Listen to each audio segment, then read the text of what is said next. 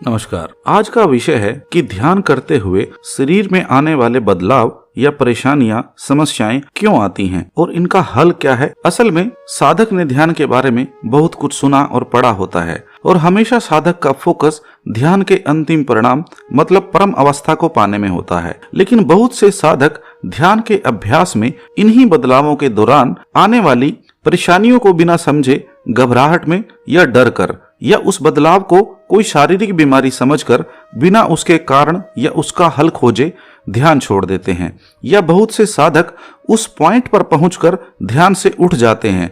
जैसे किसी साधक को अगर 20 मिनट बाद ऐसी कोई समस्या महसूस होती है तो ऐसे साधक अपने ध्यान के समय को ही घटाकर 20 मिनट कर देते हैं।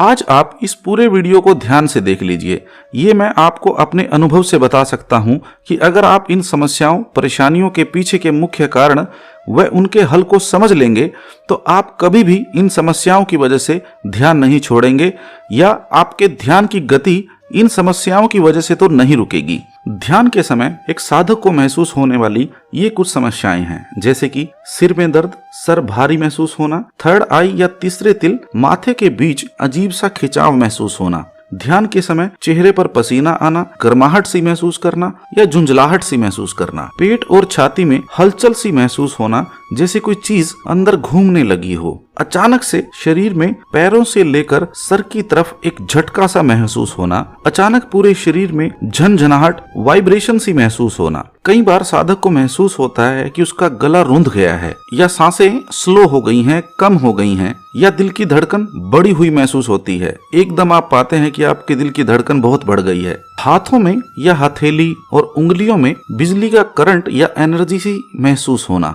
ध्यान में बैठे हुए शरीर का हिलना महसूस होना, गले में से कोई चीज गुजरती हुई सी महसूस होना जैसे ऊपर की ओर कोई चीज बहने लगी है, हाथों में भारीपन महसूस होना और गर्दन में अजीब सा अकड़ाहट महसूस होना जैसे आप अभी ध्यान से नहीं उठे तो आपको पैरालिसिस अटैक या लकवा मार जाएगा। ये वो एहसास हैं, समस्याएं हैं, परेशानी हैं जो एक साधक के जीवन में हमेशा आती हैं। इन सभी बदलावों का जो मुख्य कारण है वो है हमारी चेतना, एनर्जी, क्रिएटिव पावर, कॉन्शियसनेस। आप उसे किसी भी नाम से समझे। इसी शक्ति से हम बात कर पाते हैं, चलते फिरते हैं, दिन भर के सभी काम करते हैं। यही वो एनर्जी है, पावर है जो हमें दिन भर दौड़ाए रखती है। लेकिन जब हम ध्यान में बैठते हैं तो क्या होता है कि जो एनर्जी बोलने, चलने फिरने, काम करने में लग रही थी, सबसे पहले तो आसन में बैठते ही उस एनर्जी का खर्च होना रुक जाता है। अब आसन में बैठने के बाद साधक अपने ध्यान को सिर्फ तीसरे तिल पर टिकाने की सोचता है, साथ में सिमरन या मंत्र जप कर रहा है। लेकिन जब आपका ध्यान आंखों की ऊपर धीरे धीरे टिकने लगता है, जिसे आप ऐसे भी समझ सकते हैं कि ध्यान में जैसे जैसी आपकी एकाग्रता बढ़ती है तो आपकी चेतना शक्ति जो हमारे पूरे शरीर में फैली हुई है वो पैरों के अंगूठे से लेकर सिमटना शुरू होकर वापस ऊपर की ओर चलती है। जबकि हमारे शरीर को जब से हमने इस दुनिया में जन्म लेकर पहली सांस ली थी तब से वो शक्ति ऊपर से नीचे बह रही थी। तो ये सभी बदलाव, परेशानी, समस्या इसीलिए आपको महसूस होती है क्योंकि हम ध्यान के समय अपने शरीर की चेतना शक्ति के बहाव को एकदम उल्टी दिशा, टोटली अपोजिट, रिवर्स कर रहे होते हैं। तो जिस प्रकार आपका मन ध्यान से धीरे धीरे सहज होकर प्रेम, श्रद्धा, विश्वास से भर जाता है, उसी प्रकार आपके शरीर को भी चेतना शक्ति के इस सिमटाव का और वापस ऊपर की ओर बहाव का धीरे धीरे अभ्यास होता है। और एक समय ऐसा आता है कि आपकी चेतना को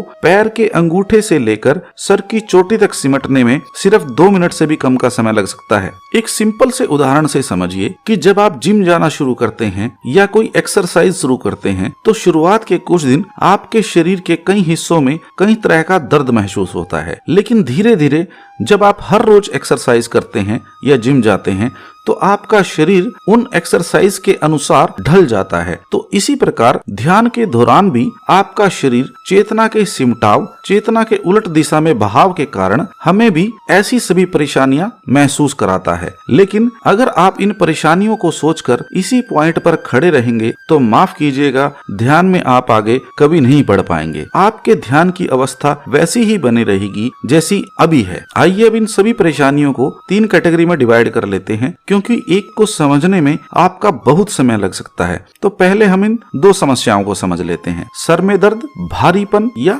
माथे के बीच खिंचाव सा महसूस होना, चेहरे पर ध्यान के समय पसीना अधिक आना, वह झुंझलाहट सी महसूस होना, बेचैनी सी महसूस होना। असल में जब आप ध्यान में मंत्र जप सिमरन करते हैं तो आपका ध्यान शुरुआत में एकदम से नहीं लगता, लेकिन आप शुरू में अपनी तरफ से शारीरिक कोशिश या दबाव खुद ही बना देते हैं, जबकि आपको आपके शरीर के किसी भी हिस्से पर किसी भी तरह का कोई दबाव नहीं बनाना होता। अगर आपको ध्यान से उठने के बाद भी सर में यही दर्द, भारीपन या खिंचाव सा महसूस होता है तो आप समझ जाइए कि ये आपके द्वारा अधिक दबाव या प्रेशर की वजह से हो रहा है। ज्यादातर साधक इसी माथे के बीच में मूवमेंट सेंसेशन को ऐसे समझ लेते हैं कि अभी कुछ घटित होने वाला है या अभी अगले पल आपको कुछ दिखाई या सुनाई देने वाला है। मैं आपको अपने अनुभव से बता सकता हूँ कि जब तक आपके मन में इस दर्द या खिंचाव के लिए ये विचार है, तब तक न कुछ दिखाई देगा और न ही कुछ सुनाई देगा। तो कृपया इस पर ध्यान न देकर आप बिल्कुल सहज तरीके से मंत्र जप करें और आपको ध्यान में आंखों के पीछे के अंधकार में कुछ भी ढूंढने या देखने की कोशिश नहीं करनी है और न ही अपनी आंखों पर कोई दबाव डालना है। हालांकि शुरुआत में आपके सर के हिस्से को आपके पूरे शरीर की एनर्जी को संभालने की आदत नहीं होती, तो हल्का सा भारीपन या खिंचाव महसूस होना बहुत नॉर्मल है। इसीलिए कभी कभी साधक को सर में और चेहरे पर पसीना और गर्माहट सी महसूस होती है। ध्यान से उठने के बाद अगर आपको कोई खिंचाव या दर्द महसूस नहीं होता तो इससे आपको परेशान होने की कोई जरूरत नहीं है। धीरे धीरे अभ्यास से ये अपने आप नॉर्मल हो जाता है। इसके बारे में आप चिंता न करें,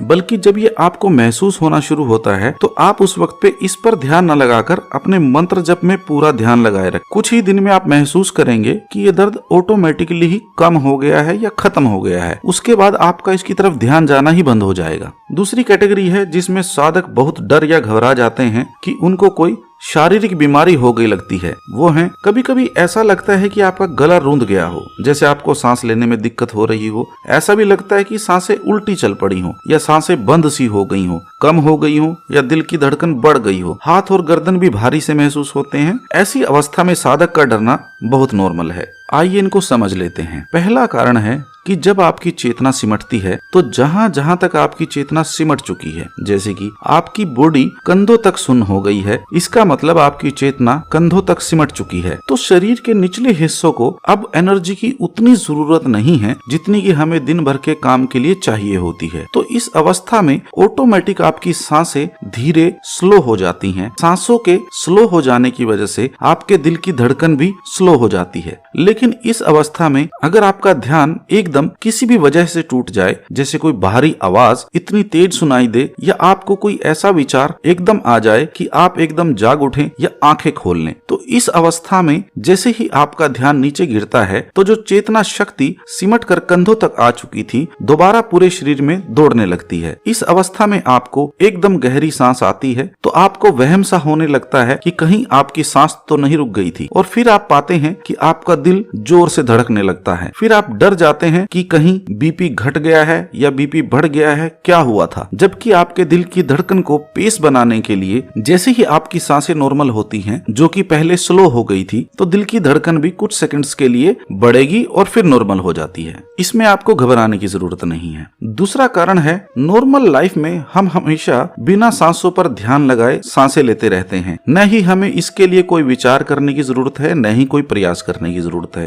तो कुछ साधक जो ब्रीदिंग मेडिटेशन करते हैं जिसमें सांसों के आने जाने के ऊपर ध्यान किया जाता है, ऐसे साधक कई बार अपनी तरफ से सांसों की स्पीड पर बंद लगाने या उन्हें कम या ज्यादा करने की कोशिश करते हैं, जो कि बिल्कुल गलत है।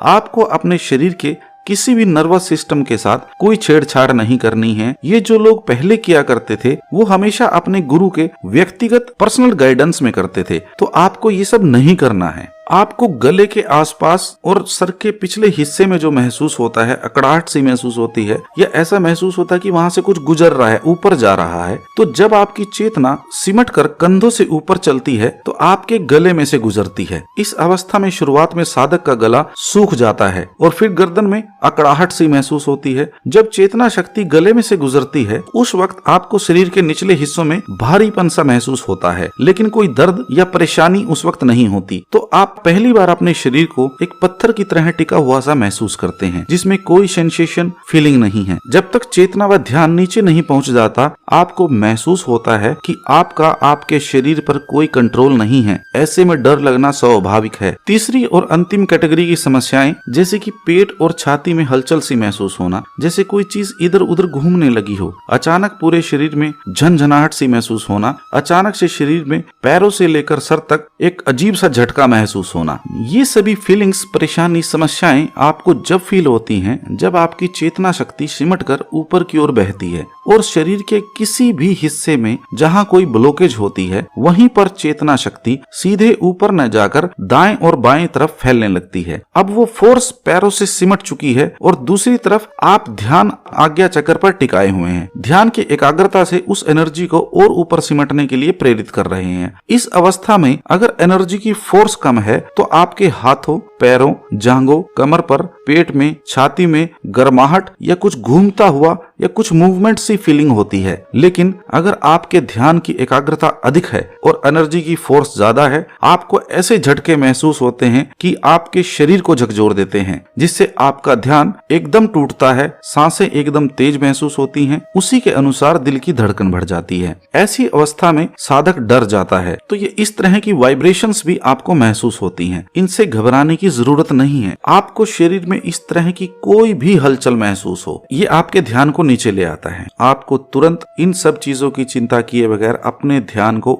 आंखों के ऊपर, माथे के बीच में ले जाना है। जब तक आपकी बॉडी की सभी ब्लॉकेजेस क्लियर नहीं होंगी, आपको इस तरह के झटके, वाइब्रेशन और सेंसेशन सी महसूस होती रहेंगी। लेकिन अगर आप इसे किसी पॉइंट पर छोड़ देंगे तो ये सेंसेशन कभी भी क्लियर नहीं हो सकती। आप 20 साल भी इसी पॉइंट पर अटके रहेंगे। 20 साल आपको झटके ही महसूस होते रहेंगे। जैसे ही आप ऐसी किसी अवस्था में खुद को महसूस करें तो अपने गुरुजी या परमात्मा को याद करें और दोबारा से ध्यान को एकाग्र करें। कुछ दिनों में आप पाएंगे कि वो सेंसेशन जैसे बंद हो गई है। पूरे प्रेम, श्रद्धा व संपूर्ण विश्वास के साथ ध्यान करें। आप परमात्मा को याद कर रहे हैं, ऐसे में आपके साथ क्या गलत हो सकता है। आशा करता हूँ आज की जानकारी से आपको आपके ध्यान में कुछ फायदा मिलेगा। कुछ परेशानी फिर भी आए तो आपके कमेंट्स का स्वागत है। बहुत बहुत धन्यवाद।